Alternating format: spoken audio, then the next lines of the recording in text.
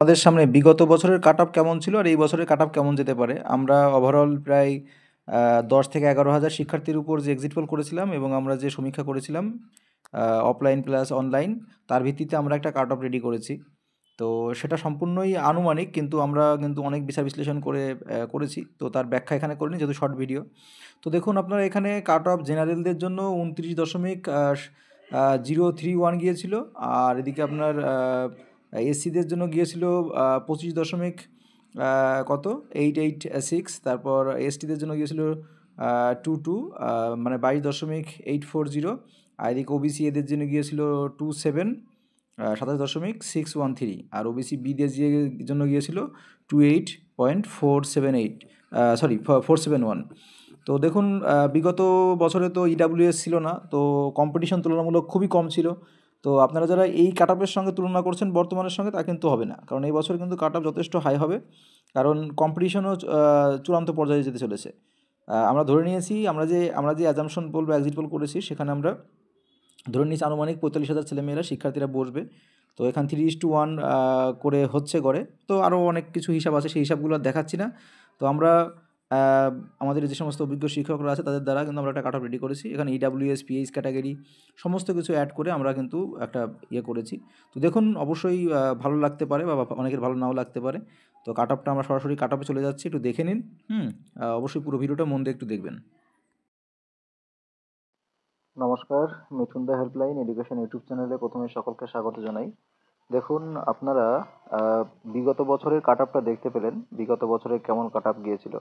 তো বিগত বছরের কাট আপের সঙ্গে এবারের কাট আপ তুলনা করলে হবে না, কারণ বিগত বছরে কম্পিটিশন খুবই কম ছিল, ক্যান্ডিডেট কম ছিল, সব কিছুই মোট কথা কম কম ছিল।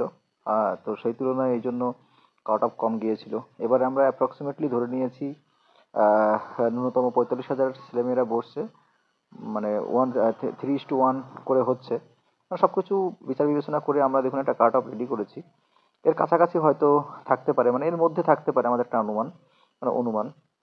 দেখুন, যারা আনরিজার্ভ আছে তাদের 33 থেকে 34-এর মধ্যে, যারা ওবিসি বি আছে তারা 32 থেকে 33-এর মধ্যে। এছাড়া পয়েন্ট আকারে বলছি, তারপরে ওবিসি এ আছে 31 থেকে 32, তপশিলি জাতি 30 থেকে 31, আর এসটি যারা আছে 27 থেকে 29-এর মধ্যে, পিএইচ যারা আছে তারা 26 থেকে 28-এর মধ্যে, আর ইডাব্লিউএস যারা আছে তারা 28 থেকে 30-এর মধ্যে। এবার যদি আমরা চূড়ান্ত সম্ভাব্য চূড়ান্ত একটা কাট অফের দিকে আমরা যাচ্ছি, এক্সপেক্টেড ফাইনাল কাট অফ কেমন হতে পারে।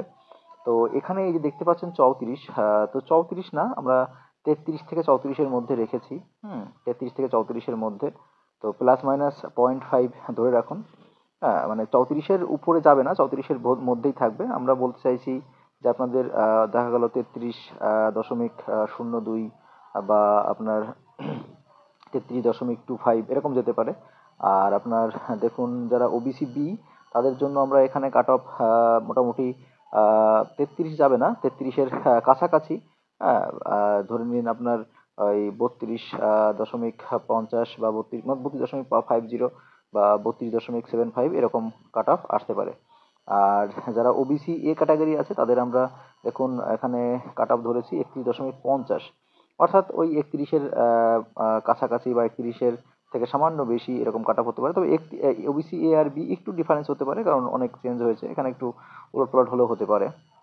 তবে আমরা যেটা এই দেখতে পাচ্ছেন, যেটা আমরা প্রদত্ত রেঞ্জ ধরেছি এর মধ্যে আশা করি থাকবে। আর যারা আপনার এসটি ক্যাটাগরিতে আছে তাদের দেখুন, যারা এসসি ক্যাটাগরিতে আছে তাদের দেখুন আমরা ধরেছি 30.50, অর্থাৎ তাদের কাট অফ এই 30-31-এর মধ্যেই কিন্তু ঘোরাফেরা করবে। এটা আমাদের একদম ফাইনাল যেটা আমরা বার করেছি।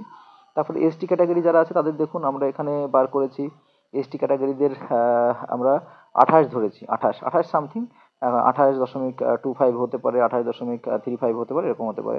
যারা পিএইচ ক্যাটাগরি তাদের দেখুন আমরা 26 থেকে 28 আমরা এভারেজ বার করেছি, তারপরে একজ্যাক্ট বার করলাম 27 বার করছি, কিন্তু এখানে আমরা আমরা বলছি 27 দশমিক সামথিং, 27.75 বা 27.79 পর্যন্ত যেতে পারে।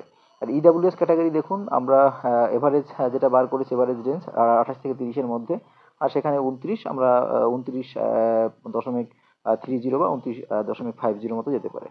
তো এই হচ্ছে কাট অফ। আর বিগত বছরের কাট অফ তো খুবই কম গেছিলো। এবার দেখুন, অনেকেই প্রশ্ন করছেন যে দাদা আমি যদি র্যাঙ্ক করতে চাই তাহলে কেমন কাট অফ করতে হবে, মানে কেমন কাট অফে আসতে হবে।